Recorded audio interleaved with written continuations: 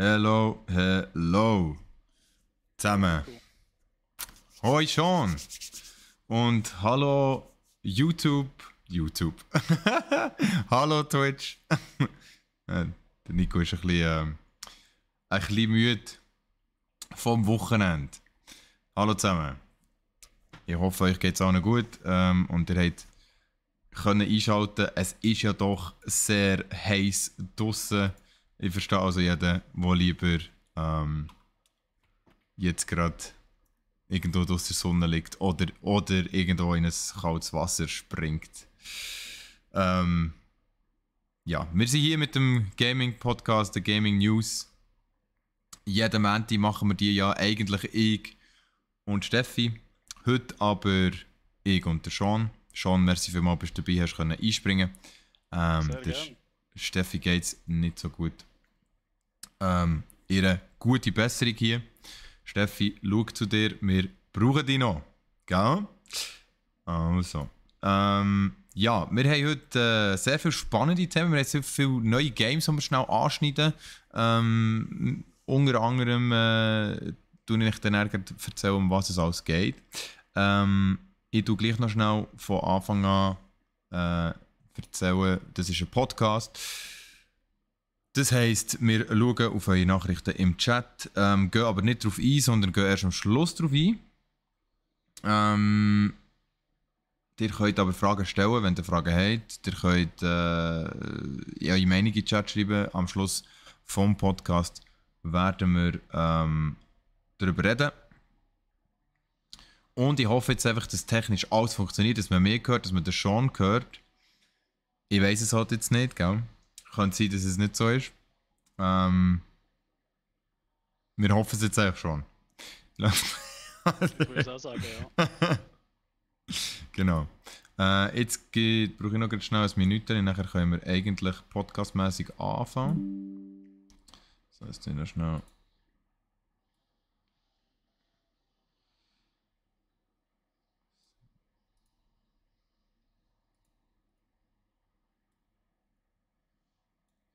Also.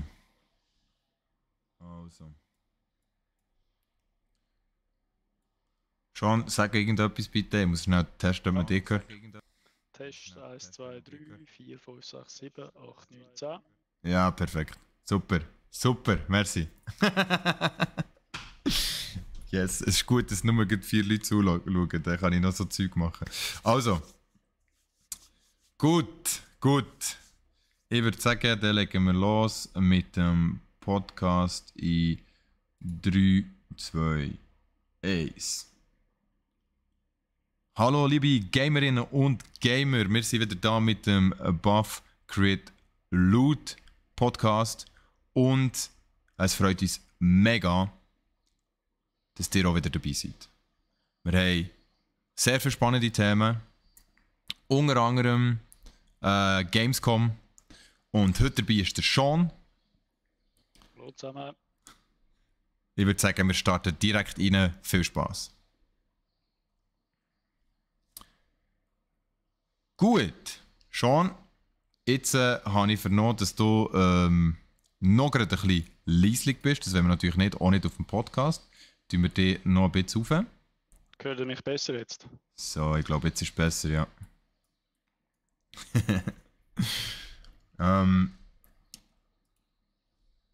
Jetzt fangen wir natürlich gerade an mit den spannenden Themen, die unter anderem an Gamescom basiert sind oder Spiele, die vorgestellt wurden.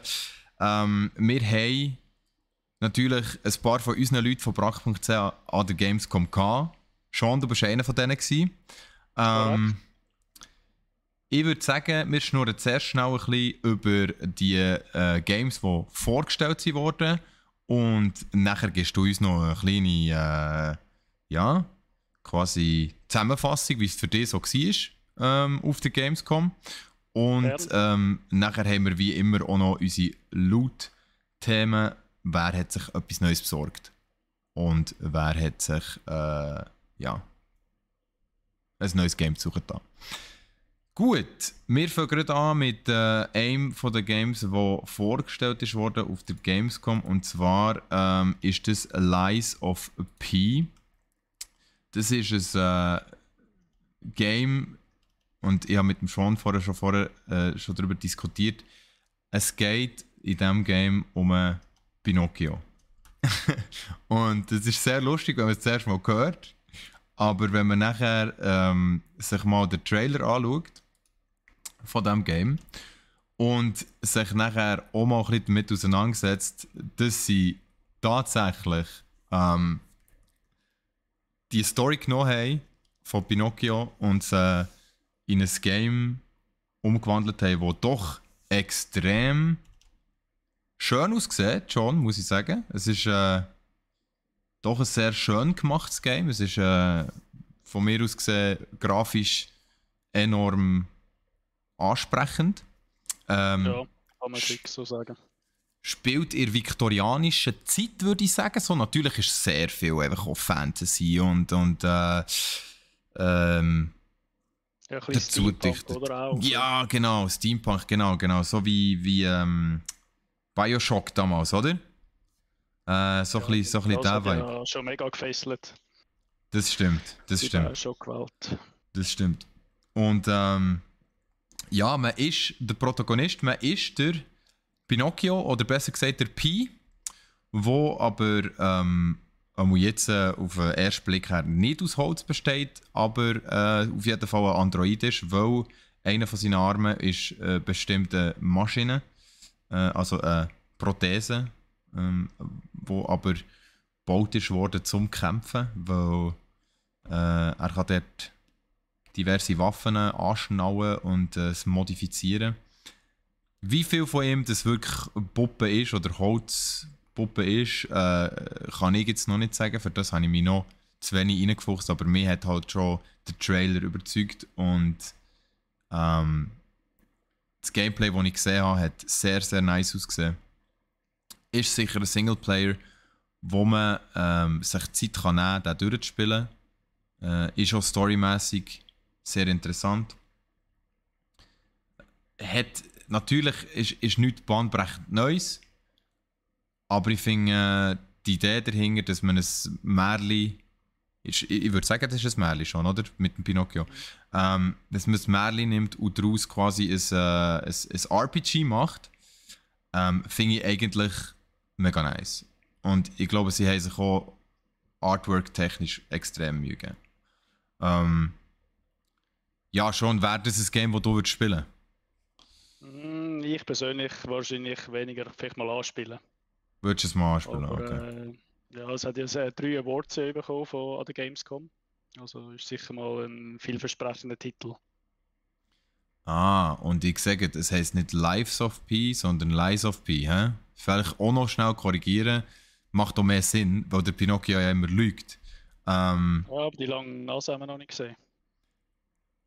Die haben wir nicht. Ja, gibt es die echt? Das ist ein bisschen die Frage. Also weißt du, ist die lange Nase ein Teil von der Figur oder haben sie gefunden, hey, das lassen wir wie weg, weil unästhetisch? Ja, entweder haben sie es weggelassen oder vielleicht ist das noch irgendwie so ein Surprise, der dann ja, zum gegebenen Zeitpunkt preisgegeben wird. Mit so einem Easter Egg. Ja. Hast du so eine riesig kleine Nase und spießt mit dem deine Feinde auf, oder? Ja. Also, wir können auf jeden Fall gespannt sein, das ist sicher. Es wirkt auf mich wie ein sehr, sehr interessantes Spiel. Und ich kann mir wirklich vorstellen, dass die Story mega gut ist. 2023 kommt es raus. Und ich bin gespannt. Ich werde aber in dem Sinne gerade schon wieder zum nächsten springen, weil auch das nächste Game, das vorgestellt ist, wurde an Gamescom, ist es mega interessant, und zwar High on Life. Sean, hast du Rick and Morty gesehen? Ich habe schon reingeschaut, ja. Aber es hat mich noch nicht so abgeholt. Also du meinst... Fans davon. Okay. Also die Serie hat dich noch nicht abgeholt? Nein. Okay. Ich finde die Serie genial. Also ich habe sehr viel Rick and Morty alles durchgeschaut und ich habe einen sehr guten Kollegen, der fast jede Folge auswendig kennt. Ich habe also zuerst auf Deutsch durchgeschaut, dann auf Englisch durchgeschaut und es ist einfach ja, es ist eine mega coole Serie. Sehr, sehr, sehr viel kreative IV in der Serie. Und jetzt haben ja, der Entwickler von Rick and Morty und Synchronsprecher vom Morty vor allem hat zusammen mit dem ich weiß gar nicht, Publisher, müsste jetzt gerade nochmal nachschauen. Auf jeden Fall, er hat zusammen mit einem grossen Game Studio das Game gemacht, High on Life. Und wenn man den Trailer sich anschaut, wie das aussieht, ja, dann merkt man sehr schnell, okay, da ist safe Rick and Morty dahinter. Ja, der Trailer ist schon voll mit Szenen, die eigentlich rather brutal sind, habe ich jetzt gerade gemerkt. Es ist ja, es ist auch vom Witz her natürlich nichts für Kinder. Es sieht zwar aus wie ein Spiel, das könnte für junge Personen sein, wenn man es manchmal so ein bisschen anschaut, so ein bisschen herzig etc. Aber es ist vor allem extrem zynisch, ironisch und einfach. Ich glaube, ja, und ich glaube, der Witz wird gerne übernommen von dem Rick and Morty, von den Rick and Morty Serien, wo ja unglaublich schwarzer Humor ist. Und kannst du das Spiel Serious Sam? Serious Sam, ja. Ja, ich habe beide. Nein. In die Richtung vielleicht, oder ist das? Ja, also ein bisschen schon, weil Serious Sam nimmt sich ja auch nicht eben zu serious. Macht ja auch sehr viel so Witze, baut viel Witze ein, nimmt sich selber hoch, nimmt andere Charaktere hoch, Klischees. Ja, sicher, es geht in die Richtung, aber es ist noch viel crazier. Also es geht wirklich so eine. Aber du hast Waffen, die mit dir reden. Dort fängt es an. Also du hast eine Waffe in der Hand und die hat ein Gesicht und die redet mit dir. Und ich frage mich dann einfach, ob das während dem Spielen vielleicht nicht zu mühsam werden. Weißt du, dass du wie sagst, hey, bist mal ruhig bitte, hör auf mit mir reden. Ich probiere mich jetzt zu konzentrieren. Aber du hast eine Pistole, die mit dir redet, du hast ein Messer, das mit dir redet, du hast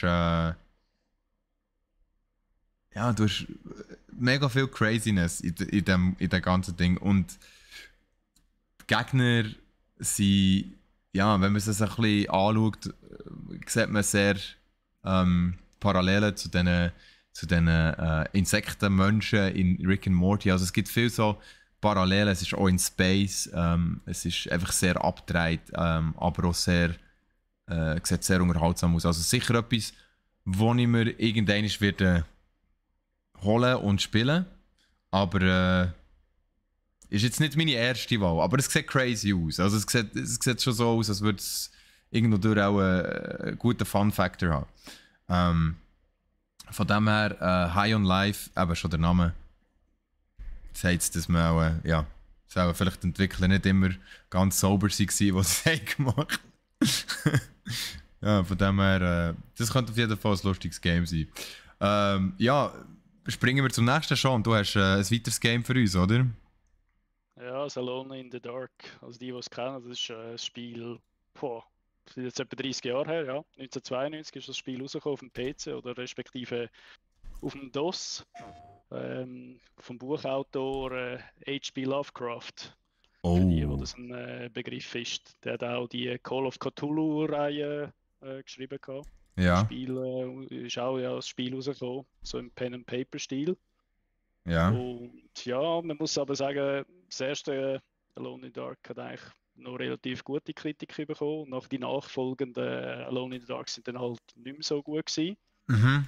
Aber jetzt steht THQ Nordic dahinter und ja, es ist auch ein ganz neuer Entwickler, der Spiele entwickelt tut. Und ja, bin einfach recht gespannt. Es schlägt natürlich in die Richtung ein von Resident Evil, Silent Hill. Könnte von dem her sehr interessant werden.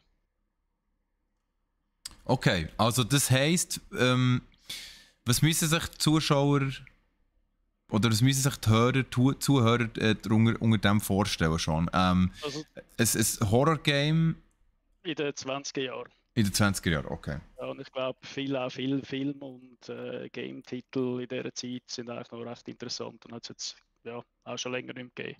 Ja, In den 20er Jahren eingetaucht. Und okay. natürlich halt all die Arten von ja, Monster, Zombies, die dann auftauchen und Okay, sich durchkämpft. und ich bin gleich gespannt, weil ich habe jetzt nicht wirklich reingeschaut. Ich bin ein grosser Fan von H.P. Lovecraft. Also, ist das. Nehmen Sie die Monster, die man kennt, aus den, oder haben Sie sich von dem inspirieren von diesen Ja, sie Büchern? haben sich definitiv davon inspirieren lassen, ja. Okay. Weil ich habe ich habe die nicht gelesen. Ich habe alle Hörbücher gelesen. Von denen, also Necronomicon etc. etc. Das Zeug habe ich alles gelesen. Weil ich es wirklich. Also zuerst habe ich es auf Originalsprache Englisch hören.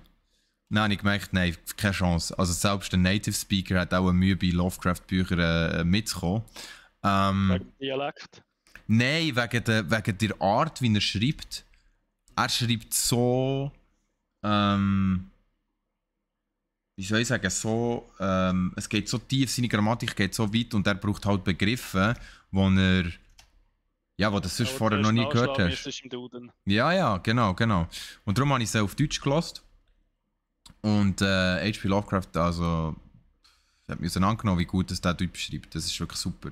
Und darum, alles, was mit dem zu tun hat, bin ich natürlich direkt hyped. Also, wenn du mir so etwas sagst, obwohl ich muss sagen, Horror Games, ich weiß es nicht, ob ich da der Kandidat dafür bin. Wenn, dann müsste ich es auch wie streamen, weil das wäre auch lustig, weil dann könntest du zuschauen, wie ich die ganze Zeit verklüpft werde. Aber ja, mal wieder ein Horror-Game, warum nicht? Ich glaube, das letzte Horror-Game, das ich gespielt habe, war 4 gewesen. Oh, 4 ist aber auch schon lange her. Ja, es ist sehr lang her, Aber es ist dann. Wir haben es dann, ich habe es dann mit meinem kleinen Bruder gespielt. Und das ist. Wir sind dann fast durchgedreht ab dem Game. Das ist Aber wirklich. du willst sicher auch Callisto Protocol spielen, oder im Jahr? Hey, habe ich mir überlegt, ja. Habe ich mir überlegt. Aber das ist nochmal heftiger, glaube ich. Ah. Ja, Also, gerade richtig, ja, von Dead Space. genau, ich habe eben, wie gesagt, ich habe Dead Space nicht gespielt. Aber. Ja, warum nicht? Ey, komm, ich bin offen. Ich bin dieses Jahr wirklich offen für Horror Games. Es ist okay. So, wenn es so soll sein, dann ja, von mir aus. Aber ja, eben, zu Alone in the Dark kann man vielleicht noch sagen, und das hast du ja vorher noch schnell erwähnt, die Reihe ist alt, die ist ja wirklich alt. Ja. Also, die hat es ja schon gegeben. Was hast du gesagt? Ja, Das erste 1992. 1992 eben. Also das ist. Und ich finde es 30 schön. Es ist nicht eins von, es ist eins von diesen Games jetzt, wo in der Gamescom ist, gibt es ein paar Games, wo früher ein Ding war, wo man kennt von früher und sie haben ein Revival bekommen oder einen neuen Part bekommen. Ein anderes Game, wo das auch hat bekommen, schon, gell, hast du als nächstes auf deiner Liste, ist das richtig? Ja, Southcast 2. Genau, erzähl uns doch etwas vom Outcast. Ja, vor allem vom alten Spiel kann ich etwas erzählen, das habe ich selber gespielt. Mhm. Und ja, zu dieser Zeit, also 1999 war das gewesen, ja, da haben wir natürlich noch nicht die teuren Grafikkarten gehabt mit der Extremleistung.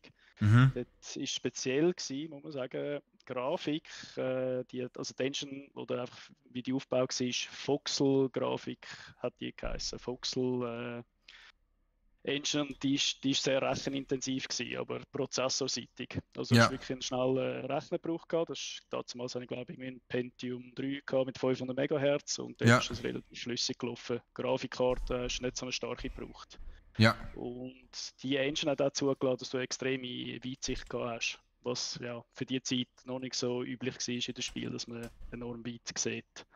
Und Okay. ja, das Spiel war sehr malerisch gewesen. Man ist von diesen Landschaften und vor allem so die Wassereffekte, die haben für die Zeit mega ausgesehen gehabt. Also das Spiel hat einem richtig gepackt gehabt. Und die Handlung ist auch, dass man wieder in dieser Welt unterwegs ist und eigentlich die Talaner heissen die, glaube ich, Talaner, Mhm. muss man von so ja, glaube Mechs sind, wo den Planeten angreifen und die versklaven wollen. Und man kämpft eigentlich als Befreier dort für die Talaner. Mhm. Ich Und glaube, das ist jetzt auch interessant so, ja. Ich glaube, das ist jetzt ja, gleich. Ich glaube, das gleiche Prinzip, weil so wie ich das mitbekommen genau. habe. Und interessant ist auch, also gerade beim ersten Teil, dort haben sie noch das Booklet dabei gehabt, weiss ich Mhm. noch, wo sie die Sprache übersetzt gehabt haben. Also du hast eigentlich wie einen Index gehabt mit den Wörtern, die benutzt werden im Spiel und die übersetzt sind in dem Booklet. Das hat einfach Ah, geheißen, hast du immer das cool. Booklet beim Spielen noch immer müssen ein bisschen reinschauen, was es genau heisst. Ah, mega cool, okay. Ähm, und das ist ja. Also, aber du hast nicht. Weil es hat ja auch mal ein Game gegeben, wo du nur hast. Können, du hast das Game nur geschafft, oder das Level nur geschafft, wenn du hast einen Code entziffern auf dem Booklet oder so. Ist nicht mal etwas so in dem Stil gewesen? Ich weiß es nicht, das wäre schon zu lang her, dass ich mich noch daran mag erinnere. Ja, kein Problem. Also auf jeden Fall, ich finde, das Game sieht auch mega interessant aus. Wäre das jetzt ein Game, das du zocken würdest schon? Das Ich denke, Neue? ich will sicher wieder reinschauen, ja. Du würdest reinschauen, gell? Ob Ja. es mir gleich gepackt oder nicht, wie ja, damals, weil dort war es mega gewesen. Also wirklich eines von den Spielen gewesen, die ich stundenlang gespielt habe. Schon, gell? Das ist so eins, das Ja. ja, stundenlang packt, oder? Ja, und auch, du hast auch, ja, es ist schwierig heute zu erklären, weil man das gar nicht mit dem Stil kennt, aber du hast jetzt so Höhen gehabt, weißt du, so die Distanzen vom Boden bis so die Hügelbergen rauf, die Ja. sind enorm hoch gewesen und es hat ja nicht viel Spiel gegeben, wo die Höhen nicht hast. Zum Beispiel wie Assassin's Creed oder so, wo extrem in die Höhen rauf kannst also in der Spielwelt. Ja. Das hast du bei Outcast für die Zeit halt schon können und ja. Das ist schon nice. Also, wo du sagst mir eben, die Voxel-Grafik, das war ein Ding gewesen. Ich weiss jetzt persönlich, dass Voxels, das sind ja Volumen, also das sind wie kleine Viereckchen, aber eben nicht wie Pixel, weil Pixel sind 2D, Ja. Voxels sind... Ja, so Polygon oder so. Ja, das ist genau. eine Mischung. Es war eine Mischung zwischen der Voxelgrafik hauptsächlich und Polygon. Genau. Das weiss das sogar ich. Ja, und das ist halt dann irgendwann verschwunden, oder? Weil die Grafikkarten ja auch viel leistungsfähiger geworden sind.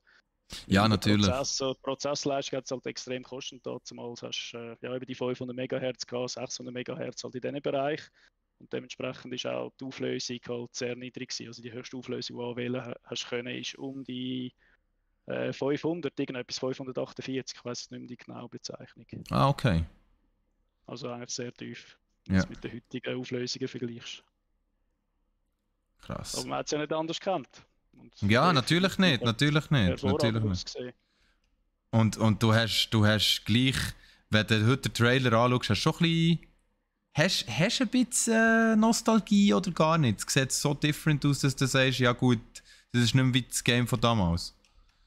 Ja, es sieht schon sehr anders aus. Ich habe gerade heute nochmal den Trailer, also den alten Trailer vom ursprünglichen Outcast angeschaut und die Figuren sehen schon sehr eckig aus. ja. Und sie haben auch, es war eines der ersten Spiele, wo das Orchester den Soundtrack gespielt hat. Das war natürlich sehr atmosphärisch. Oh, ja. Ein Symphonieorchester aus Russland. Oh, wow. Wahrscheinlich wird es heute nicht mehr aus Russland sein. Wahrscheinlich nicht. Aber ist der Entwickler russisch? Nicht, oder? Nein. Okay. Ja, sehr interessant. Und wieder nach einem mega coolen Game schon. Wieder eins, wo ich mir überlege zu spielen. Hey, das Mal ist wirklich schlimm. Es gibt so viel, was ich gerne spielen würde. Ja, dann würde ich sagen, gehen wir schnell weiter zum nächsten. Und ich muss jetzt schnell schauen, was das ist. Ich bin da übrigens für alle, die zuschauen und zulassen, ich bin heute hier Stream Manager, das heisst, ich tue alles, was jetzt auch live auf Twitch läuft, und ich ein bisschen umschieben. Darum ist manchmal, wenn es nicht so perfekt läuft, wie es aber bei Steffi läuft, ist meine Schuld. Nur, dass ihr es wisst. Ja, jetzt kommen wir zum nächsten Thema, und das ist meiner Meinung nach ein Thema. Oh ja. Auch ein sehr, sehr cooles Game, das ich ja, wo man auch kann sagen ist wieder, hat schon mal eins gegeben schon. Also ich möchte eigentlich fast, dass du schnell da die Einleitung machst, weil du kannst wieder genau das Gleiche sagen. Wann ist das rausgekommen? Boah, ich weiß nicht, aber auch uralt. Also es war auch noch zu dieser PC-Zeit gewesen. Ich habe es zwar selber nie gespielt, das hat mich aber immer gereizt gehabt. Ich habe es ja, noch in den PC-Games gelesen gehabt, Mhm. wo es hauptsächlich noch in Papierformat war, wie die Mhm. meisten PC-Zeitschriften, die es überhaupt noch gibt. Die meisten gibt es ja schon gar nicht mehr. Mhm. Und ja, dort Jagged Alliance war immer ein rechtes Thema gewesen. Okay, cool. Also das freut mich natürlich, weil ich finde persönlich, mir holt es mega ab, weil ich bin ein grosser Fan von dem rundenbasierten Kampf und dem XCOM-System eigentlich. Mein Problem, und das ist ja bei Jagged Alliance so ein bisschen das Ding, das ist wie XCOM, das ist wie alle die Games, wo du kannst ein Team zusammenstellen und nachher kannst du fighten. Dings war schon so, Wastelands. Wastelands 1 und Wastelands 2, ich habe beide gespielt. Das Problem bei diesen Games ist, sie sind viel zu schwierig. Und das klingt jetzt lustig, ja, aber sie sind einfach viel zu schwierig. Also es ist manchmal so schwierig, dass es mir dann keinen Spass mehr macht, weil es einfach eine Mission 100'000 Mal musst probieren und spielen. Ja, das war bei mir bei Commandos gewesen. Da gibt es ja auch neue Auffrischung dieses Jahr. Okay, Commandos kommt auch ein neues? Ja. Okay, das habe ich nicht gewusst. Und Commandos ist dir auch zu schwierig gewesen, oder was? Oh mein Gott, weißt du, wie viele Stunden habe ich noch mit dem Vater gespielt? Das haben wir uns abgewechselt, weil eben ist er mal abgekratzt, dann bin ich mal abgekratzt und dann hast du wieder von vorne müssen anfangen. Bis du dann irgendwann geschafft hast, aber das ist wirklich ja, sehr schwierig gewesen. Okay, Ich hoffe, okay. dass die neue Ausgabe wird ein bisschen leichter sein. Okay, ja, eben, aber ich frage mich auch, ich meine, warum macht man das Spiel so schwer? Was ist das Ziel? Hat man irgendwie... Das herausfordernd ist für uns, sonst haben wir es ja schon in ein paar Stunden wieder durchgespielt. Ja, aber du musst doch so eine Balance finden, nicht? Zwischen schwer und noch machbar. Also, weil das Problem bei mir ist halt wirklich, wenn mir das Gameplay gefällt, aber ich so ein bisschen das Gefühl habe, hey, jetzt habe ich, weiss doch auch nicht, 25 verschiedene Versuche gemacht und immer wieder bin ich gestorben und irgendwie sehe ich keinen anderen Ausweg mehr, dann lasse ich das Game nachher auf der Seite, wo ich finde, fuck, es funktioniert einfach nicht. Und das habe ich auch bei Games gehabt, wie zum Beispiel Pathfinder. Wenn du Pathfinder kennst, das ist ja so ein bisschen, das geht jetzt das Dungeons Dragons Ding rein. Und dort auch. Wenn du dir dort nicht Mühe machst, alles einzeln analysieren, zum Beispiel, hey, wie viel Schaden macht jetzt der Spruch, wenn er mit einem W20, mit einem D20, sorry, mit einem D20 geschossen wird, plus noch der kritische Schaden, minus die Rüstung, die der Gegner an hat. Weißt du, ich meine, da habe ich doch keinen Bock drauf, Mann. Ich will einfach das Game spielen. Also weißt du, irgendwo finde ich dann auch, hey, Giele. Meinst du, wird verschiedene Schwierigkeitsstufen geben, die du wählen kannst? Ja, mal, aber... Also schau jetzt, du wirst jetzt lachen, aber ich habe es schon auf ich habe es schon auf der normalen Schwierigkeitsstufe gespielt. Nachher bin ich eine runter und gesagt, okay, das kann ich noch mit meinem Gewissen vereinbaren, aber ich gehe sicher nicht auf fucking Story-Modus, wo einfach jeden Kampf gewinnst. Nein, weißt du nicht mehr, da habe ich dann einfach... Da sehe ich mich dann nicht. Ja, aber ja, ist ja gleich. Das Game, hoffe ich auf jeden Fall, ist nicht allzu schwierig. Jagged Alliance, aber ja, du wirst mir jetzt auch sagen, Nico, es wird schwierig sein, weil schon das 1 und das 2 sind schwierig sind. Aber ja, dann vielleicht tue ich mir es an, ich weiß es nicht. Es ist auf jeden Fall ein taktischer Shooter, wo man wieder eben ein Team durch eine Mission führt, gegen Gegner kämpft und halt vor allem schaut, hat man Deckung, hat man gute Schussrichtung, trifft man einen Headshot, wo trifft man den Gegner. Die Games sind alle so ein bisschen gleich. Möglichst taktisch vorgeht, um möglichst schnell möglichst viele Gegner zu besiegen. Und das Schöne an dem finde ich halt, dass man so ein bisschen überlegen muss, dass man so ein bisschen strategisch muss arbeiten muss. Das ist das Schöne an so Games. Habe ich persönlich auch gerne. Und dass man kann, wie soll ich sagen, dass man das Environment kann nutzen, dass man die Umgebung kann nutzen. Wenn du zum Beispiel explodierende Fässer hast. Oder wenn du zum Beispiel brennende Fläche kannst erzeugen. Oder wenn du Eis kannst erzeugen. Oder ja, die ganze Stealth-Thematik, dass du dich anschleichen an gewisse Gegner und der Stealth nutzen. Und ein Charakter hat zum Beispiel mega gut Nahkampf, wenn er hinter den Gegner ist. Der andere ist ein Sniper. Man hat so ein bisschen das verteilt. Das finde ich attraktiv an so Games. Das mache ich gerne. So wieder Taktik zusammenstellen und dann rein. Oder? Und dann probieren, ob die Taktik funktioniert. Aber ich bin gespannt. Also, ich werde mir es anschauen. Jagged Alliance. Ich habe sicher schon 2, 3 Games, die genau in die Richtung gehen. Ich habe zum Beispiel XCOM, ich habe Wastelands. Oder Wasteland, ich weiß nicht mehr, ob es Wastelands oder Wasteland ist. Wasteland 2. Also weißt du, ich habe so viel von diesen Games schon und ich habe noch kein einziges durchgespielt. Also das heisst ja eigentlich schon, dass ja, ich prädestiniert dafür bin, die Games Geld zu finden, aber sie dann nicht durchzuspielen. Also ja, ist auch nicht so cool, muss ich sagen. Auf jeden Fall Jagged Alliance 3. Wenn es interessiert, holt euch das Game. Es sieht wirklich sehr interessant aus. Ich glaube, der Sean hat es selber nie gespielt, aber würde es auch Taktikfans auch empfehlen. Also, Ja, vor allem grafisch sieht es natürlich sehr zeitgemäß aus jetzt. Genau. Grafisch haben wir natürlich jetzt einen grossen Schritt gegen vorne gemacht mit diesem Game. Und grafisch sieht auch das nächste Game, das ich euch möchte vorstellen aus. Also grafisch gut, kann ich sagen, weil mir hat es abgeholt. Es ist wieder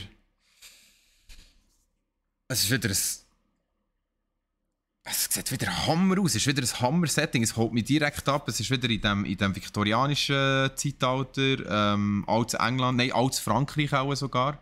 Oder fast ganz sicher, weil sie reden manchmal Französisch, le français, tu sais.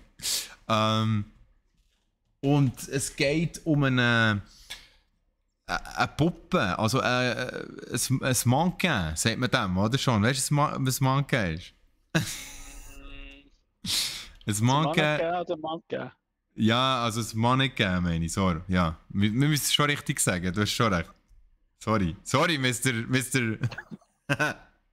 Mr. Anagrammatics. Ja, ich weiß es nicht. Einfach eine weibliche Schaufensterpuppe in dem Sinn, eigentlich. Aber es schlägt so Dark Souls, oder? In die Richtung geht's. Es ist ein Souls-like, ja. Es ist ein Souls-like. Und was bedeutet das? Man hat dass es ein Spiel für dich ist. Ja. Wo noch nicht mal Elden Ring durchgespielt hat. Müssen wir aufhören. Nein, es ist ein Souls-like, ja. Und es bedeutet halt, du hast sehr starke Gegner, du stirbst oft. Und du verlierst auch, wenn du stirbst, mega viel von dem, was du vorher gesammelt hast. Also einfach so ein richtiges Asi-Game. Aber hey, mir spricht es mega an. Also weißt du, einfach auch schon der. Ja, einfach auch schon der Trailer. Ich meine, einfach das ganze Setting und wie es gemacht ist, das könnte voll mein Ding sein. Ja, das Spiel. Ja, das könnte voll mein Ding sein. Aber ja, wir werden es sehen. Steel Rising, ultra interessant, Souls-like. Man spielt eben, wie gesagt, eine weibliche Schaufensterpuppe. Also man sieht sie so aus, eigentlich ist es ein Roboter, ein Kampfroboter mit Stahlfächer. Also es sind wirklich Stahlfächer, die du kannst aufspannen und als Schild brauchen, mit denen aber auch angreifen. Es ist nice, weil, obwohl es so in dem viktorianischen Zeitalter spielt, in dem französischen Setting, hat sie etwas Asiatisches vom Kampfstil her und erinnert mich ein bisschen an Bayonetta auch. Bayonetta kennst du sicher auch schon. Ja. Und hey, ist echt cool. Also, und die Gegner sehen für mich auch cool aus. Also es ist wie... Die Gegner sind alles auch Roboter und sind alle so recht geil gemacht. Also ich finde, da hat man sich ultra Mühe gegeben beim Modelldesign. Drum, Steel Rising, ja ich sehe mich. Ich sehe mich. Warum nicht? Schon, warum nicht? Und ich glaube, mit dem Warum nicht können wir gleich weiterfahren. Weil du hast nämlich ein anderes Game noch gesehen, wo ich doch jetzt einige Stimmen darüber gehört habe. Ja, am besten erzählst du es um welches Game es geht.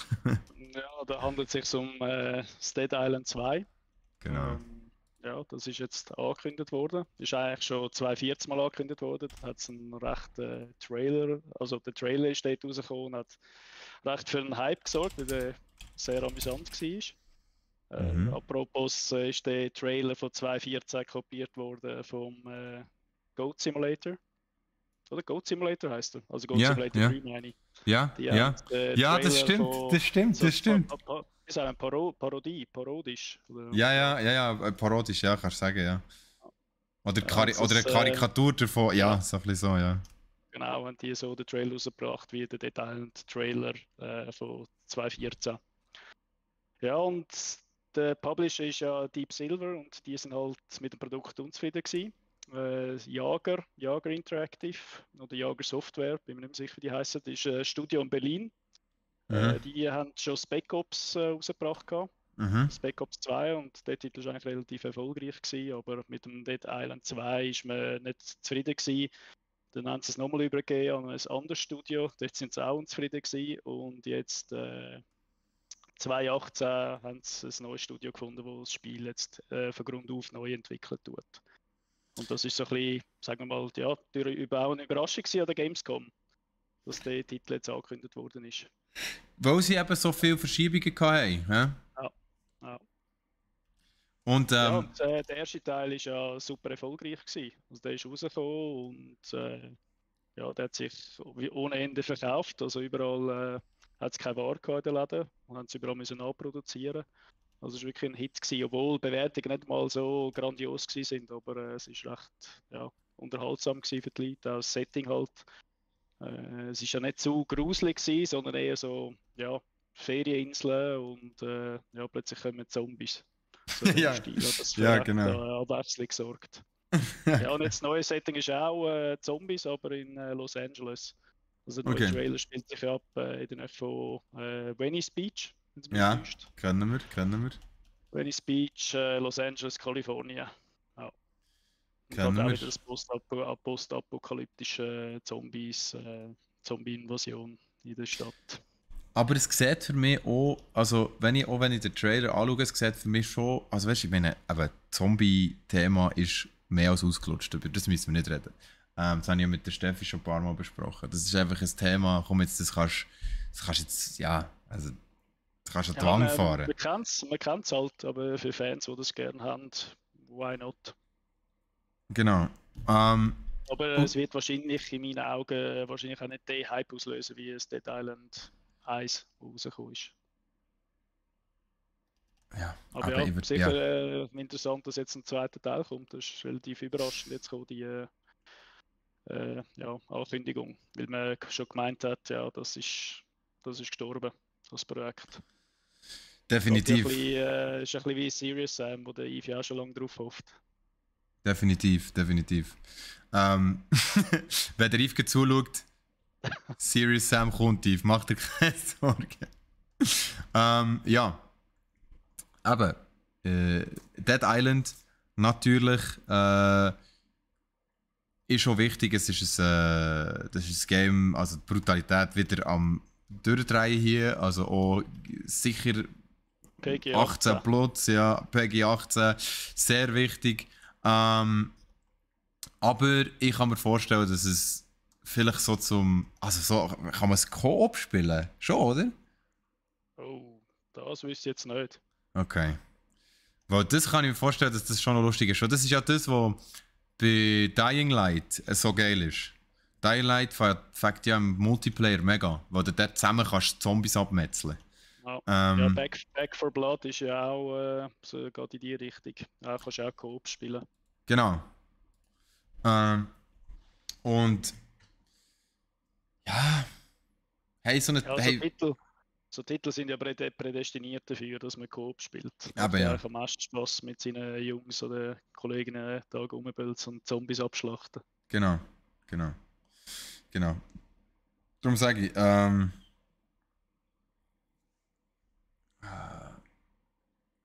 ich habe das Gefühl, es könnte mir Spaß machen, aber es wäre auch mehr so ein Game, wo ich ab und zu, ja, würde einfach für einen Fun zocken, so kurze Sessions. Ich weiß nicht, ob ich jetzt dort mega würde in die Missionen reingehen und die ganze Kampagne durchspielen. Hm. Vielleicht, wenn es mal im Angebot ist oder im. Ja, mal die ersten Previews abwarten, was da Genau, rauskommt, was es genau, noch für ja, Funktionen hat. Dann kann man sich sicher weiter entscheiden, ob man es kauft oder nicht. genau. Ähm, und dann, ja, dann wären wir eigentlich schon am Ende von unserem Buff fast, wo wir eigentlich schon alles über die Games, die an Gamescom sind vorgestellt wurden, erzählt, die uns haben interessiert. Jetzt gibt es noch zwei Games, die ich finde, sind ein kleiner Game-Tipp. Und zwar das eine ist jetzt muss ich schnell, Moonbreaker. Hat sich bei mir gerade so ins hat sich bei mir einfach gerade eingebrannt, weil ich es nice finde. Es ist ein Plattform-Fighting-Game, also eigentlich ein mehr Sport-Game, wo halt ja, als Videogame quasi ist rausgekommen, aber man spielt halt immer noch die Figuren. Also es ist so, das holt mich halt mega ab, weil ich bin so ein Boardgame-Nerd. Dort kannst du mich mega abholen. Dort bin ich voll dabei. Und wenn es nachher ein Game gibt, das das getreu kann nachempfinden, dann bin ich da schon Fan. Weil man spielt halt wirklich die Figuren auf dem Spielfeld und die sehen auch aus wie Figuren und sie meistens machen sie nicht so viel Movement, weil sie das ja in echt auch nicht machen. Aber es sieht gleich mega geil aus. Und was auch geil ist schon, und ich weiss, es ist jetzt ein Gimmick, das auch nur ich geil finde, aber du kannst die Figuren im Game selber anmalen. Also du kannst die Figuren im Game bemalen. Und Ja, da das, verbringen wahrscheinlich Leute viele Stunden mit dem Anmalen. hey, extrem. Extrem. Aber finde ich auch nice. Also weißt du, es hat so ein bisschen, es hat so ein bisschen den Warhammer-Vibe, aber es ist so irgendwie noch cool umgesetzt. Und ist einer von meinen Game-Tipps auf jeden Fall. Ähm, Moonbreaker, ich werde es sicher anspielen, ich werde dem eine Chance geben. Weil das sind so Games, da kann ich mich so einen Abend, zwei, drei beschäftigen damit. Sieht auf jeden Fall sehr cool aus. Und der zweite Game-Tipp, den ich habe, ist Wreckage heisst es. Nein, es heisst anders. Es heisst, kann ich es gerade sagen, es heisst Recreation. Aber geschrieben wie Rec, also W-R-E-C-K Creation. Das ist, wer gerne Flatout gespielt hat, das Autogame, wo man sich komplett hat können verschrotten und Gegner hat können verschrotten und einfach auch sonst mega dumme Spiele hat können machen mit dem Auto und in der Dummy rausfliegt und das völlig ausreizen, für den ist das Game mega etwas. Das ist so Flatout meets irgendwelche Minigames. Also es hat damals im Flatout 2 jetzt so Minigames gegeben und das hat mich mega an das erinnert. Ich habe mega gerne Flatout gespielt. Ich weiß nicht, wie es dir Ken, geht. Kennst du auch noch das Vigiland? Vigiland 8 oder irgendwie so hat es glaube ich mal geheißen. Meinst du Das echt ist auch. Vigilante? Ja, ja, genau. Jetzt habe ich es falsch ausgesprochen. Schon gut, das ist 1-1. Nein, das kann ich nicht. Ist das vorher gewesen? Ich weiß nicht, ich habe es glaube zuerst mal auf der PlayStation 1 gespielt. Und das war auch Okay. ineinander fahren, gewesen, aber du hast auch noch dich, ich glaube, du hast dich können sogar bewaffnen, weißt, mit Raketenwerfer auf dem Fahrzeug oben drauf bauen und dann Ja. schiessen gleichzeitig. Und das ist nicht dediziert worden in der Schweiz. Also wie meinst du? Ja, so Games sind ja früher sehr gerne dediziert worden, also dass man sie nicht hat dürfen spielen, verkaufen in der Doch, doch, Schweiz. man hätte es können spielen da in der Okay, Schweiz. okay. Weil ich weiss noch, Flatout habe ich dann ausgelernt von einem Kollegen, der es aber in Amerika gekauft hat. Und ich habe es hier nie gefunden. Also ich habe es wirklich nie gefunden in den Läden. Es ist wie mega lang auch Ist es dann dediziert gewesen. mehr auf realistisch gemacht gewesen, also von den Fahrzeugen und Crashs? Ja, natürlich. Also es ist schon sehr realistisch gemacht gewesen und es hat vor allem so... das Ding ist eben gewesen, du hast wie die Aufgabe gehabt, der Dummy, der in deinem Auto sitzt, so weit rauszufliegen, wie es geht. Du hast für das nicht Punkte bekommen. Also das heisst, du hast halt einfach Ja, Punkte. darum ist es wahrscheinlich nicht auf den Schweizer Markt gekommen. Weil Ja, es zu realistisch ist, weil die Person rausfliegt. genau. Und wo du für das Punkte bekommst. Also weißt du, weil du einfach quasi für das Unfall bauen halt, gibt es den Punkt. Und ja, Recreation macht das nochmal geiler, weil das Geile an Recreation ist, es ist möglich im Multiplayer, also man kann eigene Bahnen bauen, das ist schon mal sehr geil. Und du kannst im Multiplayer, wenn du auf dem gleichen Server bist oder am gleichen Ort zusammen eine Gruppe bist, können Spieler einander quasi Objekte in die Fahrbahn legen. Also so. Die Idee finde ich mega frech so. Also man Was muss für natürlich... Objekt? Ja, eine Rampe oder, keine Ahnung, eine übergrosse Kuh oder, ich weiß doch nicht, irgendein Sledgehammer, der auf die Bahn fliegt. Ich finde die Idee noch lustig. Man muss natürlich nachher auch die Nerven haben, wenn man sehr mühsame Kollegen hat, mit denen das können spielen. Aber ich kann mir vorstellen, dass das bietet auch vielen Streamer, weißt du, bietet das, glaube ich, mega coole Möglichkeiten, so Challenges zu Wei machen und so. Weißt du, wird es Splitscreen haben? Ich denke es. Ja, das wäre natürlich super cool. Also du meinst so Couch-Coop-Style? Genau. Das ist eine gute Frage. Das habe ich nicht nachgeschaut, weil es ist ja eigentlich nur mein Game-Tipp. Aber also es würde mich erstaunen, weil es ist ja meistens machen sie das ja Ja, nicht. heute sind leider die meisten nur online halt, ja. Mal, nein, Das vermisse ich ein bisschen. es steht Online-Koop Nummer. Ja, Äh, schade. ja, aber weißt du, warum das ist schon? Das ist einfach, weil Ja, das ist für sie zu wenig wirtschaftlich, oder? Ja. ja, kostet zusätzlich Programmierung. Zum Framerate stabil halten muss es anscheinend neu, also ja, macht ja Sinn, weil du 4 verschiedene sozusagen Bildschirme musst ja Bilder musst berechnen. Okay, ja, ich habe mehr gedacht, das ist so, dass sie sagen, hey, wir sind doch nicht so blöd und verkaufen nur ein Game, wenn wir zwei können verkaufen. Weißt du, was ich meine? Weil, ja, weil wenn du ein Game hast mit einem Koop-Modus, Couch-Koop, kauft sich meistens nur einer und zwei Gamers, oder? Bei dem daheim. Und wenn du halt Online-Koop machst, dann muss sich jeder das Spiel kaufen. Also, ich sehe da mehr so die Wirtschaftlichkeit vom Ganzen. Aber ja, auch wieder ein Game-Tipp von mir, Recreation oder Recreation. Schaut rein, schaut den Trailer an. Es könnte mega lustig werden. Vor allem für Leute, die gerne schnell in gefährliche Rennen fahren und Autos crashen. Und sogenannte, wie heissen die? Die Crash Battles, die Wreckage Battles. Wo man so ineinander reinfährt. So. NASCAR ist es nicht. Nein. Wo so von jeder Seite kommt so einer und sie böhren so ineinander rein. Das hat aber richtig Spass gemacht. Ah, das waren noch Zeiten gewesen.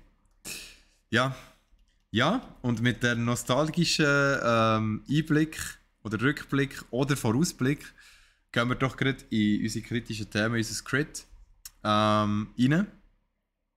Und Sean, du kannst uns schnell erzählen, wie die Gamescom war. Ja, du, die Gamescom ist halt ja, dieses Jahr ein bisschen kleiner ausgefallen. Also man hat ja schon im Vorfeld gewusst, dass viele grosse Hersteller nicht dabei sind. Mhm. Und dementsprechend ja, also sind die Hallen ein bisschen leerer gewesen als die vergangenen Jahre, also sprich 2019. Mhm. Ja, also in meinen Augen, meine persönliche Meinung, es ist eher eine enttäuschendere Gamescom gewesen. Ein bisschen Neuankündigungen haben gefehlt. Mhm. Üblich hat es eigentlich viel mehr gehabt und ja, allgemein hat es sich einfach grösser angefühlt. Und es ist auch von den Zuschauern, ich meine, es ist 2019 sind es etwa 375.000 Besucher gewesen und jetzt 265.000, also rund 30% weniger Besucher. Aber es ist ein bisschen absehbar gewesen und viele grosse Hersteller, ja, denen hat halt die Vorlaufzeit nicht gelangt. Ich meine, erst so Anfangsjahr was sind Corona-Lockerungen gekommen, Mhm. aber für die meisten Grossen hat das ja gar nicht mehr gelangt, um auf das anzuplanen. Und darum hoffe ich, sieht es nächstes Jahr anders aus. Ich bin Aber, sicher, ja, ich bin sicher, ja, dass es anders aussieht. aber Also, das Positive war sicher gewesen, dass man in der Branche wieder alle Leute wieder gesehen hat, sich hat können austauschen. Das hat wirklich echt Spass gemacht. Das war wirklich wieder toll gewesen. Auch die Gespräche und halt die Leute vor Ort zu sehen und nicht nur immer über Teams. Das ist wirklich, ja, das hat gefehlt und das hat, glaube ich, allen sehr gut da. das verstehe ich sehr gut, ja. Ich habe natürlich auch ein bisschen rumgelassen, ein bisschen YouTube-Videos geschaut, so, über Gamescom. Und ich habe von allen Seiten ein bisschen das Gleiche gehört. Ja, eben, Eben, gell? äh, Ja. es hat auch viele Parts gehabt, wo einfach die Hallen leer waren, wo keine Hersteller da waren. Das nimmt natürlich dem Ganzen ein bisschen das Flair weg, gell? Wenn du so das Gefühl hast, shit, da fehlen ja Teile der Hersteller. Oder dass sie ja noch Teile von Hallen leer oder dass sie ja wirklich nicht so viele Leute. Nimmt einer stolzen Veranstaltung wie der Gamescom, glaube ich, so, auch so ein bisschen der Wind aus den Segeln, oder? Ähm, Ja, und auch in der Stadt haben wir gemerkt. Normalerweise, wenn du in Köln unterwegs bist, dann ist Gamescom omnipräsent. Also man sieht überall riesige Plakate, sonstige Werbung, Fahnen. Und das Jahr war echt eher ja, ein bisschen mau gewesen. mhm, mhm. Ja, also eben, Aber das liegt wahrscheinlich alles zusammen mit der Planung, oder? Weil es halt sehr kurzfristig dann war safe, und viele safe, keine Zeit mehr hatten. safe. Ich habe das Gefühl, das liegt vor allem auch daran, dass wir, dass wir die Corona-Jahre jetzt hatten und dass, wie du gesagt hast, viele grosse Hersteller sich nicht können darauf einstellen können, hey, wird es jetzt stattfinden oder nicht, und wie schnell müssen wir was liefern. Nein, das ist jetzt zu kurzfristig, wir sagen ab.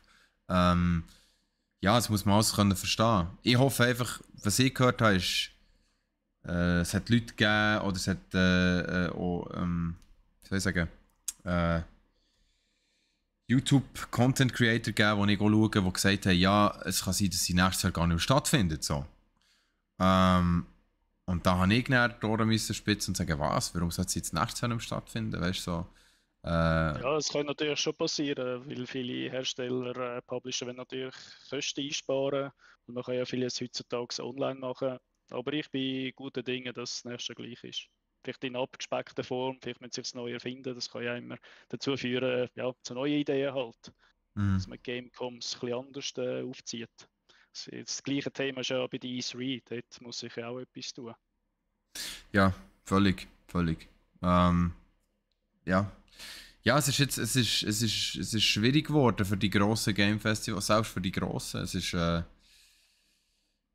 Aber ich bin in dem Aspekt zuversichtlich, weil es halt gleich noch ein People-Business ist und die Leute, ja, das beste Business wird halt immer noch gemacht, wenn man sich vor Ort trifft und miteinander reden kann. auf jeden Fall. Auf jeden Fall. Und man vermisst es ja auch nach einem Ja, Zeitchen und sagt, hey, den Mensch möchte ich wieder sehen, den habe ich dann an Gamescom getroffen oder den habe ich dann an E3 getroffen. Mit dem möchte ich wieder zu tun haben und dann kann ich halt jetzt einfach auch wieder an die Gamescom, wo ich den wieder möchte sehen oder mit denen wieder reden oder eben connecten und networken. Ich meine, das hätte ja dir auch können, jetzt von Brack aus. genau. Hätte ja können mit Ja, den und Herstellern auch reden. halt auch das Reinspüren, oder? Weil wenn du mit den Leuten redest, alle können dir irgendwie etwas sagen, ja, was sie fühlen oder sehen. Das hast du sonst halt nicht so. Genau, genau, genau. Also von dem her, ich hoffe auch, nächstes Jahr wird es besser. Ähm, was würdest du jetzt gleich sagen, ist dein persönliche Highlight gewesen? Schon. Gleich. Persönliches Highlight so. Das persönliche Highlight. Ja, ich würde sagen, das Spiel Callisto Protocol, wo angekündigt worden ist. Die haben ja auch schön, Mhm. einen schönen Boost dort gehabt. Mhm. Okay. Aber Callisto-Protokoll, wir haben vorher schon ein bisschen darüber geredet, das Dead Space Revival Genau. Game. Auch unbedingt dort mal den Trailer auschecken, das wird sicher ein geiles Game. Ich habe gerade gesehen, dass der Blogpost zur Gamescom jetzt online ist auf brach.ch, unseren Blogs. Geht da unbedingt schauen und lesen und ja, sagt uns, was ihr davon haltet. Unbedingt auch immer in unser Discord rein. Eure Meinung sagen zu so Sachen und neue Ideen etc. Da lassen. Geschrieben hat der Blogpost natürlich unsere liebe Steffi. Das heisst, er ist sowieso auch mega nice. Wenn sie jetzt noch zulässt oder zuschaut, fühl dich geschmeichelt, Steffi. Weil das ist ein gutes Kompliment. Ich schreibe ja sehr gerne. Auf jeden Fall würde ich sagen, gehen wir zum nächsten Crit-Thema. Und zwar ist das nächste Crit-Thema ein Crit-Thema, das ich eigentlich gar nicht damit zu tun habe, weil es ist auch wieder ein Thema, wo der Sean mehr davon weiss. Ich weiss heute nicht so viel, habe ich das Gefühl. Aber es hat eine leichte Preiserhöhung gegeben bei der PlayStation. Ist das richtig, Genau. Sean? Ja, das ist richtig. Obwohl momentan ja die Verfügbarkeit relativ schlecht ist von der Konsole, hat Sony den Preis erhöht um 50 €. Aber es betrifft hauptsächlich den europäischen Raum, weil in Amerika sollte der Preis bleiben. Das wird wahrscheinlich auch daran liegen, ja, am Dollarkurs. Der hat sich ja ein bisschen, also der ist ein bisschen stärker geworden als in der Vergangenheit. Und die anderen Währungen ja eher schwächer, außer natürlich unser Schweizer Franken, der super stark ist. Der Euro, gell? Ja, Der ist, und dann halt Krieg und ja, die Reisestrecke halt, wenn du über die Bahn gegangen bist, über Russland gegangen ist. Mhm. Das sind halt alles Punkte und ja, darum sind sie jetzt mit dem Preis rauf, dem ein bisschen entgegenzuwirken. Und andererseits, Nintendo hat zwar keine offizielle Preiserhöhung rausgegeben, aber sie tun die Verpackung anpassen. Also die wird jetzt verkleinert. Bei der normalen Switch, also nicht bei der OLED, sondern bei der Standard-Switch, wird die Verpackung verkleinert, so, damit mehr Konsolen Platz auf einem Palett haben. Also sie gehen so um, ja. Ja, ich habe schon fast gedacht, wegen der Umwelt, weißt du, weil sie ein bisschen Karton sparen. Aber in dem Fall nicht. Ja, aber es ist sicher ein positiver Aspekt, aber ist wahrscheinlich nicht der Hauptgrund. Okay. Ja, gut. Und dann sind noch neue Modelle auftaucht irgendwo zu Australien, gell? Genau. Ja, in Australien sind neue Modelle auftaucht, aber natürlich, also Prozessorleistung so hat sich sicher nicht geändert, aber Teile sind wahrscheinlich günstiger produziert worden, vielleicht dementsprechend auch leichter, weil die Konsole, die digitale ist also zu der ersten Ausgabe 2020 ist die neue Konsole dort auftaucht, ist 500 Gramm leichter und die mit der Disk 600 Gramm. Mhm. Also für die, ja, einen Vorteil hat sie in dem Sinne nicht wirklich für die stationär spielen. Wenn man halt mal an eine LAN-Party geht, ist es sicher gut, wenn man ein bisschen leichter unterwegs ist. Ja, ich denke so. Aber sonst hat sich eigentlich dort also kein Update gegeben. Oder zumindest nicht darüber geschrieben worden, ob jetzt etwas leistungsfähiger geworden ist oder stromeinsparender. Das ist ja in der Vergangenheit immer gewesen, dass man das Netzteil angepasst hat. Aber das weiß man noch nicht. Auf jeden Fall, merci Sean für das kurze Update, aber eben auch ein kleines Crit-Thema zum Thema PlayStation etc. Wir nähern uns eigentlich schon ja, am Ende von diesem Podcast, langsam aber sicher. Es ist ein kurzer heute. Wir haben gesagt, kurz aber schmerzlos. Sie waren heute ein bisschen spontan unterwegs gewesen, aber ich glaube, wir haben die meisten Themen haben wir besprochen. Wir haben sehr Wichtiges mitteilt. Wenn ihr das Jahr nicht... Ja, du musst noch etwas sagen, ja, sag nochmal. Apropos Sony, kann man ja auch noch sagen, die haben ja auch das VR 2 angekündigt, jetzt auf Anfangs nächstes Jahr. Das wird rauskommen. Das ist sicher auch noch interessant. Also du hast wahrscheinlich auch mit dem ersten VR gespielt, oder? Im Jahr? Oder nicht mit dem ersten VR-Headset? Ich muss dir ganz ehrlich sagen, also mit der PlayStation, Mensch. Ja. Ist das noch auf dem 4 gewesen? Ja. Nein, ich habe das noch nie. Nein. Wenn ich VR gespielt habe, dann entweder mit Oculus, HTC. Ja, dann hast du natürlich schon die höheren Auflösungen gehabt, weil die PlayStation-Auflösung ist halt. Also die VR-Brille braucht ja viel mehr Performance und dann ist natürlich die PlayStation 4 nicht so stark gewesen und jetzt mit der PlayStation 5 könnte es recht interessant werden. Also die Auflösung wird sicher viel höher sein von der neuen VR-Brille. Also da bin ich gespannt. Das kann ich mir vorstellen. Das fände ich natürlich auch geil. Ich finde das VR-Konzept eigentlich gut. Ich bin einfach, glaube zu arm. Ganz ehrlich. Ja, und für mich kommt es auch nicht wirklich in Frage wegen Motion Sickness. Also mir wird es halt jedes Mal trümmelig. Bist Aber du so geil eine. ist, es ist mega immersiv, aber es wird mir, jedes Mal muss ich anlegen, weil es mir so trümmelig wird. So eine Schiffskrankheitskandidat? Ja, und auch Achterbahnen. Oh. Da bin ich mal am Oktoberfest gewesen und das ist nicht gut gekommen. Ich habe gemeint, noch irgendwie von der Jugend her, als ich das letzte Mal auf der Achterbahn war, wird das kein Problem sein, aber es ist mir nachher gottslausig gegangen. Okay, also verstehe ich zum Teil. Ich bin im Europapark, habe ich glaube auch mal eine Bahn gehabt, wo ich nicht so gefeiert habe. Aber bei mir ist mehr das Problem, wenn ich an einem ganz hohen Ort oben stehe. Also ich würde nicht sagen, dass ich Höhenangst habe, aber ich habe sehr Respekt so vor Höhen. Ja, aber es geht mir gleich. Zwar im Baum kann ich raufklettern, aber irgendwo auf dem Hochhaus runterschauen, das habe Gell? ich nicht so Das gerne. ist immer so. Und ich glaube, das Krasse dran ist schon, oder das Ding dran ist schon, dass ich oft in meinen Träumen, oft wenn ich schlecht träume, das passiert zum Glück nicht so oft, aber wenn ich einen Albtraum habe, dann träume ich meistens davon, dass ich irgendwo runtergehe, ins Leere. Weißt du?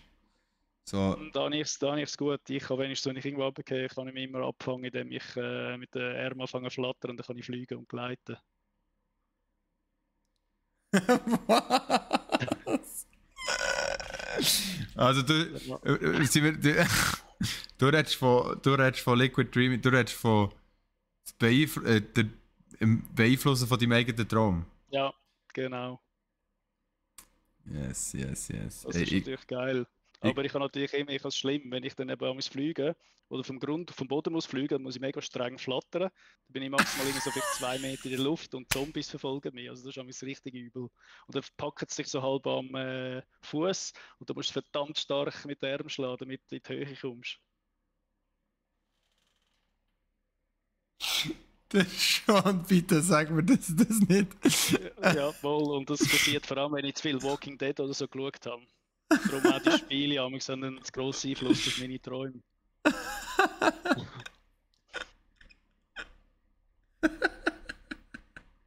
Das ist wirklich geil. Also irgendwie lustig, aber irgendwie auch schräg. Ja, es ist verdammt Stress, wenn du dann verwachst, dann bin ich so schweißgebadet. Und es ist immer der gleiche Traum, oder was? Nein, aber einfach immer so ja, die fiktiven Träume halt, dass ich Mhm. irgendwo in einer Stadt bin oder auf dem Land und dann plötzlich kommen Zombies oder sonst irgendwie feindselige Gestalten und dann muss ich mega schnell rennen und am besten hast du noch einen kleinen Hang oder ein Hausdach, wo du runtergumpen kannst und dann eben mit den Armen schlagen und dann gleiten oder eben vom Grund auf, aber dann ist es richtig schwierig, dann brauchst du verdammt Energie, um nur irgendwie 2 Meter in der Höhe zu sein. Also ganz ehrlich, äh, finde ich sehr interessant, weil das heisst also, dass du hast es in dem Fall, liebe Zuhörer, wir weichen gerade ein bisschen ab vom ganzen Thema, aber ich finde es sehr interessant, weil ich da Sachen über schon erfahren, die ich nicht gewusst habe. Das heisst, du hast aber das Liquid Dreaming, also das Beeinflussen vom Träumen, das hast du geübt, oder? Du kannst das nicht, man kann das nicht Ja, einfach so. ich glaube, Ja. von Kind auf habe ich das irgendwie, ja, Strategie irgendwie gelernt oder ja, das irgendwie angeeignet, weil ich habe viel Albträume gehabt als Kind und das war wirklich übel gewesen. Und dann irgendwann ist das, glaube ich, gekommen, als ich meine Träume anfangen können beeinflussen. Das ist aber schon noch krass, weil das kann nicht jeder. Ich glaube, ich das glaube einmal können in einem Albtraum, wo ich ja, ich erzähle noch schnell die Story, eigentlich ist mir völlig abgeglichen, aber wo ich so eine lange Stege hochgelaufen bin, so richtig lange, breite Stege, so in einem Schloss, und von oben runter kommt so ein hure haariges Viech, so ein riesen Monster. Und ich weiss noch, dann habe ich es geschafft, dass ich mir selber quasi so wie einen Minigun in die Hand beschworen. und dann einfach auf das Ja, wenigstens hast du können schiessen. Das ist das Problem von mir. Wenn ich in den Träumen Waffen habe, dann ist sie meistens auch 1, 2 Schuss leer oder Patronen verklemmt oder das Magazin fehlt. Das ist völlig irrsinnig. Und ich weiß nicht wieso. Das kann ich nicht beeinflussen. bitte, bitte schon, sag mir, dass du ein Traumtagebuch führst. Eigentlich sollte ich. Ah, okay. Ja, eigentlich solltest du wirklich, oder? Das wären geile Stories. Ganz ehrlich, das wären wirklich sehr geile Stories. Ja, und bei den Fahrzeugen, weißt du, wenn ich auf der Flucht bin von irgendwie Gangster oder Polizei oder was auch immer, Ja. dann habe ich entweder kein Benzin oder die Bremsen funktionieren nicht. Das ist wirklich, aber es ist immer das Gleiche. Hey, ich würde so ein Buch schreiben. Bad Luck Sean. Oder irgend so etwas. Das wäre hure geil. Ja, ja, schreibt das Zeug auf. Ohne Scheiß. Das könnte ein eigenes Podcast-Format werden. Das klingt super. Gut. Schön haben wir über das geredet. Von unseren Träumen jetzt zu den Träumen, die wir uns erfüllt haben. Sean, du hast dir an Gamescom etwas besorgt, hä? Das ist so, ja. Ich habe mir 2 Schlüsselanhänger gekauft, weil ich unbedingt einen gummierten Schlüsselanhänger gebraucht habe für meinen TÜV. Sonst wird der Tank verkratzt mit einem metallischen Schlüsselanhänger. Und das Gute ist, kann ich ja alle sagen, natürlich immer märten, weil ich sogar die Schlüsselanhänger abmärten zu einem besseren Preis. Weil ich 2 genommen habe. Okay, willst du sagen, wie viel du gezahlt hast, anstatt. Ja, der eine war glaube ich 5 Euro gewesen und der andere 7 und ich habe im Endeffekt dann 10 Euro gezahlt. Ja, das ist ja Für den richtige So- Bazar-Technik. für den Sonic Knuckles und für den Bowser. Geil. Und die hast du jetzt beide an deinem Schlüssel? Ja, Okay. habe ich mega Freude gehabt, weil ich schon lange einen gummierten Schlüsselanhänger gesucht habe, gerade mit einem Gaming-Thema. Und da Ja, ich ja ein rechter Sonic-Fan bin, hat das natürlich Sinn gemacht mit den Knuckles. das macht wirklich Weil sehr weil Sinn. den Sonic habe ich schon am anderen Schlüssel. Ah, I see, I see. Don't nice. Ich finde, man sollte an den kleinen Sachen Freude haben, gell? Das merkt man bei so Sachen immer Ja, wieder. Ähm, fix. ich habe mir. Ja, ich muss hier noch schnell ein Geständnis machen. Ähm, ich glaube, ich habe eine Sucht entwickelt und zwar für El Toni Matte. Und zwar bestelle ich mir fast jeden Monat, liebe Zuhörerinnen und Zuschauerinnen und Zuhörer und Zuschauer, fast jeden Monat das 24er Gashot El Toni Matte. Und das kommt Wirkt es aber noch. Hey, ja. Und es ist mega nice. Immer noch, es Was ist hat so das drin? erfrischend. Guarana. Nein, das ist eine eigene Pflanze. Das ist die Matte-Pflanze. Ich kann das gar nicht mehr Weißt sagen, du, aber woher die kommt? ja, Südamerika. Südamerika. Ähm, und ich bestelle mir das immer von brack.ch. Und das ist am nächsten Tag da und dann habe ich wieder El Toni Matte für für die ganze Monat. Es ist schlimm. Ich habe jetzt wirklich probiert ohne, aber es geht nicht. Du entwickelst da schon eine gewisse Sucht. Ja, natürlich. Nein, das besorge ich mir in letzter Zeit sehr viel, bestellen wir das von Brack. Aber ich habe mir natürlich auch noch ein neues Game gekauft. Und zwar habe ich mal wieder ein Game gefunden, wo ich mit meinen Jungs zocken kann. Und wir haben schon lange etwas gesucht, wo wir zusammen Spass dran haben und zusammen zocken können. Und das ist ein Game, das so in die Richtung von Divinity geht oder For the King, wenn ihr die Games kennt. Das sind so rundenbasierte RPGs, aber man kann halt Koop drinnen spielen. Das heisst, jeder hat einen Charakter und jeder hat eine andere Klasse. Und jeder Charakter kann verschiedene Sprüche und Fähigkeiten. Und man kämpft nachher quasi in dritter Gruppe gegen NPC-Gegner, das heisst Bosse, schwierigere, weniger schwierige. Und hat so ein Hexagonfeld, wo man sich nachher auch muss drauf bewegen mit einer gewissen Anzahl an Schritten. Sehr strategisch. Das heisst, am Anfang von jedem Kampf besprechen wir uns zuerst mal 5 Minuten, was wir machen. Nur für nachher irgendein Hangers verdammtes Chaos anzurichten und gar nicht das zu machen, was wir besprochen haben. Aber der Team Spirit zählt, oder? Und darum, das ist etwas, was ich sehr gern mache mit Kollegen. Ich spiele sehr gerne so Games, wo man zusammen eine Taktik ausmacht und dann ausprobiert, ob sie funktioniert. Ja, das Game heißt Secret Realm, glaube Secret Realms, ja. Und es ist von der Machart her eigentlich recht easy. Also erwartet nicht eine riesen gute Grafik. Es heisst nicht Secret Realm, es heisst Stolen Realm. Ich habe es schon vorher falsch gesagt. Stolen Realm, sorry. Stolen, also gestohlener Realm. Ihr wisst, was ich meine. Was ist Realm? Schon. Weiß ich leider auch nicht. Realm ist so ein Doch, so ein heiliger Ort, oder nicht? Ich habe es gewusst. Ah, Reich. Es ist echt ein Reich. Ja. Stolen Realm, also gestohlenes Reich. Und die Grafik ist wirklich so wie For the King. Also, wenn ihr For the King nicht kennt, schaut euch mal For the King an. For the King ist auch sehr, sehr, sehr, sehr cool. Die Grafik ist so polygonmäßig, weißt du, so ein bisschen Playmobil-Grafik. Nicht extrem anspruchsvoll, aber dann halt mit dieser Ragdoll-Technik, dass wenn der Gegner fetzt ist, fliegt er irgendwie 30 Meter weg. Und das ist mega lustig. Und es ist echt ein sympathisches Game. Wir haben es jetzt 3-4 Stunden gespielt und es hat immer noch niemand gefunden, dass es langweilig ist oder so. Also, Stolen Realm, habe ich mir besorgt, ist sehr, sehr eine gute Investition gewesen. Ja, ich glaube, that's it, meine Damen und Herren. Wir haben für heute alle Themen besprochen. Und schon, wenn du nicht mehr hast, würde ich glaube unseren Zuhörerinnen und Zuhörern Tschüss sagen. Ja, das klingt doch gut. Hat wieder mal Spaß gemacht. Und ja, Yes. dann tue ich mich verabschieden. Irgendwie auch. Macht's Schon, gut. denk dran, wir verabschieden uns aus dem Podcast, nicht allgemein. Also Ja, du bleibst noch gut. Ja, Nicht, dass definitiv. du da auf die Wahl weglaufst und noch die Idee hast, Alles dich gut. umzuziehen, während die Kamera noch läuft. Tschüss zusammen.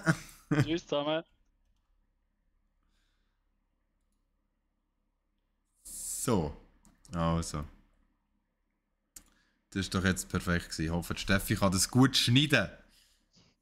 Jetzt schauen wir schnell, ob wir im Chat irgendetwas hatten, das wir müssen beantworten müssen.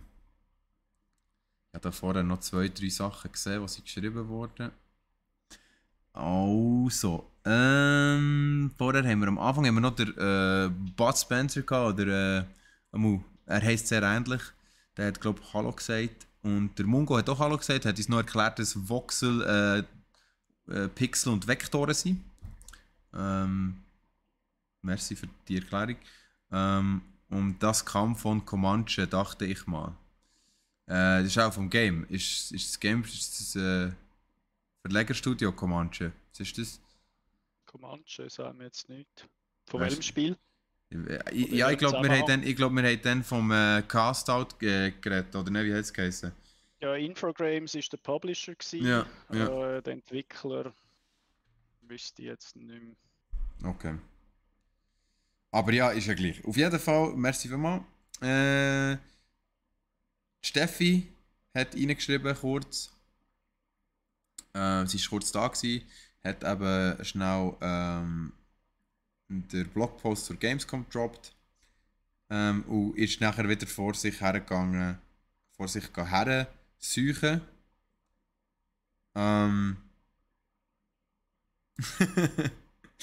Und jetzt. Der Bud Spencer, da ist er, der Bud Spencer. Schreibt cooler Einblicke in Seans Träume. Ja, wir. Ja, leider kann man es nicht verschwommen machen. Wir haben J-Case, der da ist. J-Case ist jetzt gerade reingekommen. Sally J-Case, hoi. Sie schreibt Hallo an die lieben Menschen. Ja, hallo J-Case. Und der schöne Sean. Oh, schau jetzt. Oh. Oi, oi, oi, Sean, jetzt geht's los. Und gute Besserung an Steffi. Ja, das wird ich ausrichten, auf jeden Fall, J-Case. Das mache ich. Ihr geht's, glaube ich, nicht so gut. Der hat nicht so schön tönt und sie kann nicht wirklich viel reden, glaube ich. Ja, ich glaube, das ist alles, was wir heute zum ganzen Thema können sagen. Wir sind am Ende von diesem Podcast. geht ihn nachhören auf Spotify und anderen Plattformen, wenn ihr wollt wissen, was der Sean so träumt. Und nein, es ist kein Witz. Hat er wirklich nicht erfunden. Das ist scheinbar wirklich das sind seine Träume. Yes. Stimmt bitte auch ab, ob wir über das allein so einen Podcast machen. Fände ich auch mega nice. Also, reinlassen in den Podcast. Lasst Liebe da. Hört das nächste Mal gerne rein, wenn die Steffi wieder da ist, wenn es wieder heisst Buff Crit Loot, der Gaming-Podcast von brack.ch. Und ohne dass jetzt JKs Frage hier noch beantworten, weil schon die kannst du gerne persönlich beantworten, verabschiede ich mich und sage, genießt den Tag, es ist eine wunderschöne Sonne, geht noch ein bisschen raus, macht vor allem gleich mal Feierabend. Es ist ein Tag zum Genießen heute. Tschüss zusammen. Tschüss zusammen.